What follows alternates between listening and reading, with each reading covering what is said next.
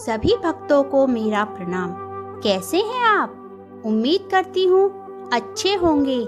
आज मैं आपको पुत्रदा एकादशी की कथा व व्रत विधि बताने जा रही हूँ।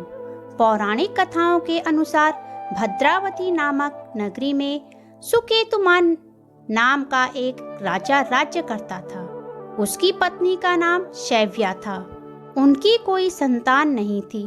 राजा सदैव इसी चिंता में लगा रहता था कि मेरे इस दुनिया से चले जाने के बाद कौन मुझे पिंडदान देगा।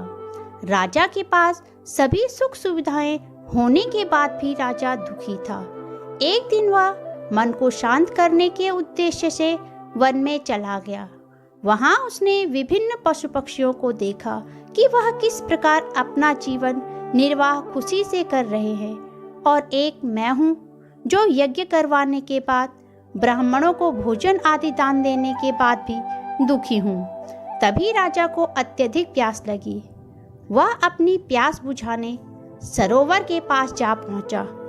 वहां उसने अनेक पक्षी देखे तथा सरोवर के किनारे स्थित ऋषियों की कुटिया को भी देखा और उनसे मिलने वहां चला गया। ऋषियों को दंडवत प्रणाम करके वह उनकी सेवा करने लगा। ऋषि राजा से खुश होकर बोले, हे राजन, हम तुमसे बहुत खुश हैं। मांगो, तुम्हारी क्या इच्छा है? राजा ने सहज भाव से कहा, मुनिवर, मेरी कोई संतान नहीं है। यदि आप मुझसे प्रसन्न हैं तो पुत्र प्राप्ति का कोई उपाय बताइए। मुनिवर बोले, राजन, आज बहुत ही शुभ दिन है, अर्थात आज पुत्रदा एकादशी है। जो भी व्यक्ति इस व्रत को करता है उसे संतान की प्राप्ति होती है। मुनि के कहे अनुसार राजा ने उस व्रत को उसी दिन से करना प्रारंभ कर दिया।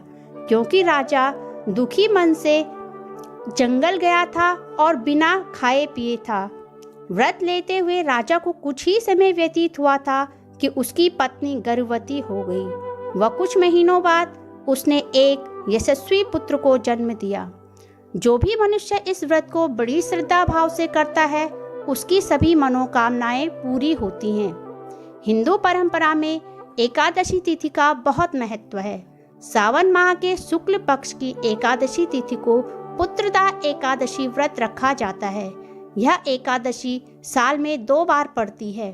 इस दिन व्रती को सुबह स्नान आदि करके व पूजा स्थल को साफ करके उसमें विष्णु जी की प्रतिमा रखनी चाहिए व पूजा करनी चाहिए।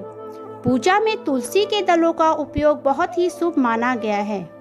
विष्णु जी का रात भर भजन कीर्तन करें व श्री हरि से अपने द्वारा की गई गलतियों की क्षमा मांगे। व अगले दिन पुनः स्नान आदि करके भगवान विष्णु की पूजा अर्चना करके व भोग लगाकर प्रसाद सभी भक्तजनों में बांट दें व स्वयं भी खाएं। अपनी सामर्थ्य अनुसार ब्राह्मणों को अवश्य दान दें। भगवान विष्णु आप सभी के घर सुख और समृद्धि लाए, यही कामना करती हूँ। यदि आपको मेरे द्वारा कही गई कथा व जानकारी अच्छी लगी हो तो मेरे चैनल को सब्सक्राइब कर लीजिए।